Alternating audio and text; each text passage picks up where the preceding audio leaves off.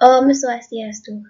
Pada kesempatan kali ini, saya akan mempresentasikan seminar usulan penelitian saya yang berjudul Gambaran Kadar Kreatinin pada Pengonsumsi Minuman Beralkohol di Desa Bringkit. Sebelumnya, saya ucapkan terima kasih kepada dosen penguji saya, yaitu yang pertama, Ibu Loh Adewilan Krisna SSI, MKed PhD, yang kedua Ibu DAA Posmaningsih SKM MKes, dan yang ketiga Ibu Dr. Igusti Agung Dewi Sarihati M Biomed.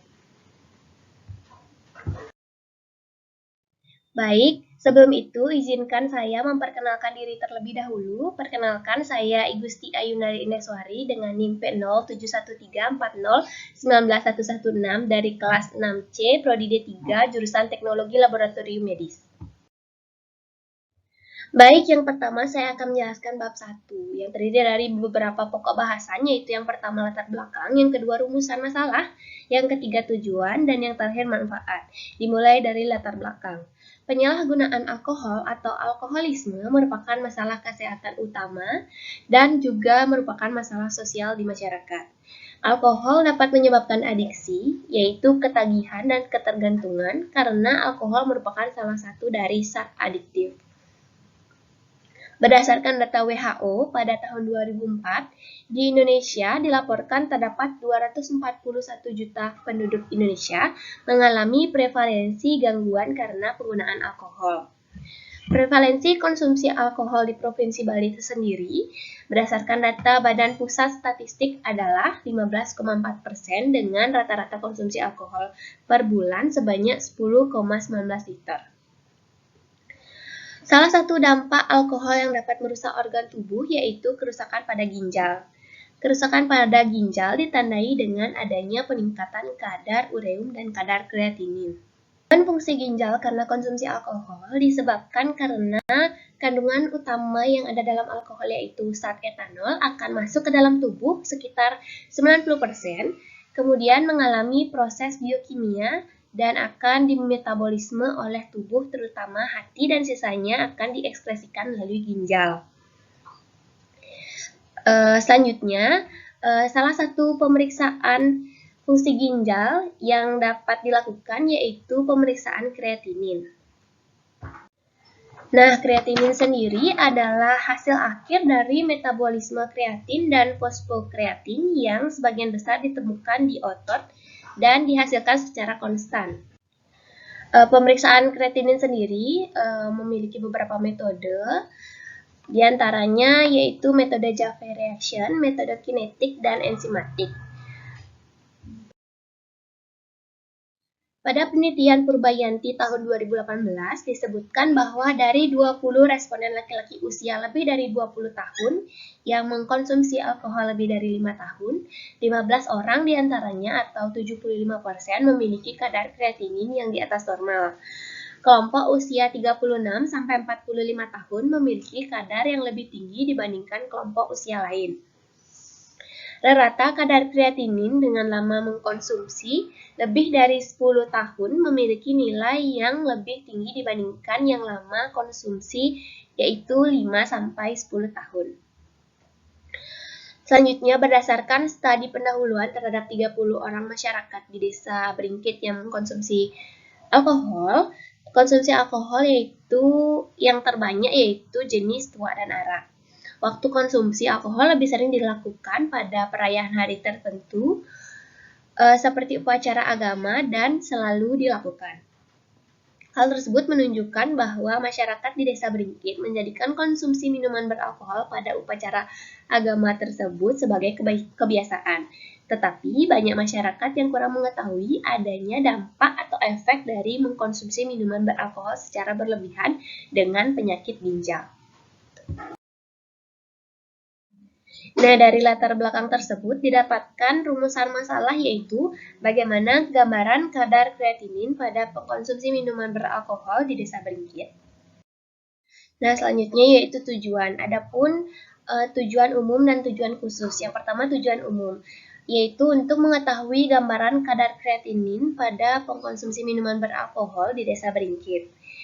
Yang kedua yaitu tujuan khusus, Yang pertama, untuk mencari karakteristik individu pengkonsumsi minuman beralkohol di Desa Beringkit berdasarkan usia, jenis kelamin, aktivitas fisik, dan lama konsumsi alkohol.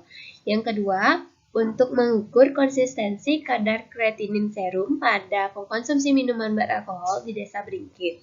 Dan yang ketiga, untuk mendeskripsikan kadar kreatinin serum individu pengkonsumsi minuman beralkohol berdasarkan usia, jenis kelamin, aktivitas fisik, dan lama konsumsi alkohol pada pengkonsumsi minuman beralkohol di Desa Beringkit. Selanjutnya yaitu manfaat. Ada manfaat teoritis dan manfaat praktis. Manfaat teoritis yaitu memberikan pengetahuan kepada pembaca tentang pemeriksaan kadar kreatinin serum dan dapat dijadikan referensi tambahan untuk penelitian selanjutnya mengenai pemeriksaan kadar kreatinin serum pada pengkonsumsi minuman beralkohol di suatu wilayah tertentu. Selanjutnya, manfaat praktis yaitu menambah wawasan tentang efek jangka pendek dan jangka panjang mengkonsumsi alkohol dan digunakan sebagai bahan pertimbangan dalam upaya pencegahan dari peningkatan kadar kreatinin serum pada pengkonsumsi minuman beralkohol serta menambah informasi pada pembaca dan penulis tentang analisa kadar kreatinin serum pada pengkonsumsi minuman beralkohol. Baik, yang selanjutnya yaitu tinjauan pustaka yang terdiri dari 6 pembahasan. Yang pertama, minuman beralkohol yang terdiri dari pengertian minuman beralkohol, klasifikasi alkohol, jenis-jenis minuman beralkohol, metabolisme alkohol, kandungan senyawa berbahaya pada minuman alkohol, dan dampak mengkonsumsi alkohol. Yang kedua yaitu pengonsumsi minuman beralkohol. Yang ketiga yaitu ginjal yang terdiri dari anatomi ginjal, fungsi ginjal, penyakit ginjal, faktor yang mempengaruhi penyakit ginjal, dan parameter pemeriksaan ginjal. Selanjutnya kreatinin yang terdiri dari pengertian kreatinin, metabolisme kreatinin, kadar kreatinin, faktor yang mempengaruhi kadar kreatinin, jenis pemeriksaan kreatinin, dan metode pemeriksaan kreatinin. Selanjutnya ada pengaruh minuman beralkohol terhadap fungsi ginjal, dan yang terakhir hubungan minuman alkohol dengan kadar kreatinin. Yang selanjutnya yaitu kerangka konsep yang terdiri dari beberapa pokok bahasan, yaitu yang pertama kerangka konsep, yang kedua variabel, dan yang ketiga definisi operasional variabel. Yang pertama yaitu kerangka konsep. Kerangka konsep dapat dilihat pada slide. Pengonsumsi minuman beralkohol akan mempengaruhi filtrasi dari glomerulus atau gangguan pada fungsi ginjal. Adapun faktor-faktor yang mempengaruhi kadar kreatinin, yang pertama yaitu usia, yang kedua jenis kelamin, yang ketiga aktivitas fisik, yang keempat lama konsumsi alkohol, yang kelima obat-obatan, dan yang terakhir dehidrasi. Kadar kreatinin serum sendiri memiliki 3 rentangan, yaitu nilai rendah, nilai normal, dan nilai tinggi. Selanjutnya ada definisi operasional variabel, di mana ada beberapa variabel, yaitu pengonsumsi alkohol, usia, jenis kelamin, aktivitas fisik, lama mengkonsumsi alkohol, dan kadar kreatinin. Untuk usia, jenis kelamin, aktivitas fisik, dan lama konsumsi alkohol dilakukan dengan cara pengukuran yaitu wawancara dengan skala data nominal. Sedangkan untuk konsumsi alkohol, cara pengukuran dilakukan dengan studi literatur dan wawancara yang memiliki skala data nominal. Dan untuk kadar kreatinin, cara pengukurannya dilakukan dengan pemeriksaan laboratorium langsung dan memiliki skala data interval rasio. Berikutnya yaitu metodologi penelitian yang terdiri dari beberapa pokok bahasan, yaitu yang pertama jenis penelitian, yang kedua alur penelitian, yang ketiga tempat dan waktu penelitian, yang keempat populasi dan sampel. Yang pertama jenis penelitian. Jenis penelitian yang digunakan yaitu deskriptif observasional, di mana digunakan untuk mengetahui gambaran kadar kreatinin pada pengonsumsi minuman beralkohol di Desa Beringkit. Baik, selanjutnya yaitu alur penelitian. Dimulai dari populasi. Populasi yang digunakan yaitu masyarakat yang mengkonsumsi minuman beralkohol di Desa Beringkit. Selanjutnya ada teknik sampling. Teknik sampling yang digunakan yaitu accidental sampling, yang dimana sampel dalam penelitian ini berjumlah 35 orang yang memenuhi kriteria inklusi. Selanjutnya ada teknik pengumpulan data, yaitu pemeriksaan di laboratorium, yang dimana melakukan pemeriksaan kimia klinik tes fungsi ginjal untuk menghitung kadar kreatinin dengan metode Jaffee reaction. Selanjutnya, teknik pengolahan dan analisis data dilakukan dengan menggunakan statis deskriptif. Selanjutnya, hasil akan dilakukan penyajian dan pembahasan hasil penelitian. Selanjutnya yaitu tempat dan waktu penelitian.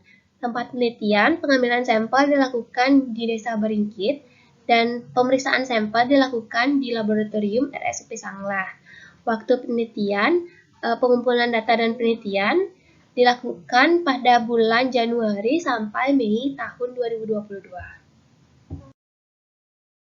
Selanjutnya yaitu populasi dan sampel. Populasi yang digunakan dalam penelitian ini yaitu masyarakat di desa Beringkit yang mengkonsumsi minuman beralkohol. Sedangkan untuk sampel terdiri dari kriteria inklusi dan kriteria eksklusi, di mana yang termasuk dalam kriteria inklusi yaitu masyarakat yang mengkonsumsi minuman beralkohol di desa Beringkit dan yang masyarakat yang bersedia menjadi sampel dalam penelitian ini. Sedangkan untuk kriteria eksklusi yang termasuk di dalamnya yaitu yang pertama masyarakat yang mengkonsumsi minuman energi atau obat-obatan tertentu. Selanjutnya yaitu masyarakat yang memiliki penyakit gangguan fungsi hati dan asam urat yang dapat mempengaruhi kadar dari kreatinin, dan yang ketiga ada masyarakat yang mengkonsumsi jenis minuman beralkohol modern, dan yang keempat yaitu masyarakat yang memiliki gangguan komunikasi verbal dan gangguan pendengaran. Selanjutnya yaitu teknik sampling yang digunakan. Teknik sampling yang digunakan yaitu accidental sampling, di mana accidental sampling yaitu mengambil kasus atau responden yang secara kebetulan ada di suatu tempat yang sesuai dengan konteks penelitian tersebut. Selanjutnya yaitu besar sampel. Populasi dalam penelitian ini sebelumnya didapat dengan menggunakan perhitungan rumus Lemieux karena populasi sebenarnya tidak diketahui. Setelah dihitung, jumlah pengkonsumsi alkohol yang dijadikan sampel adalah sebanyak 35 orang.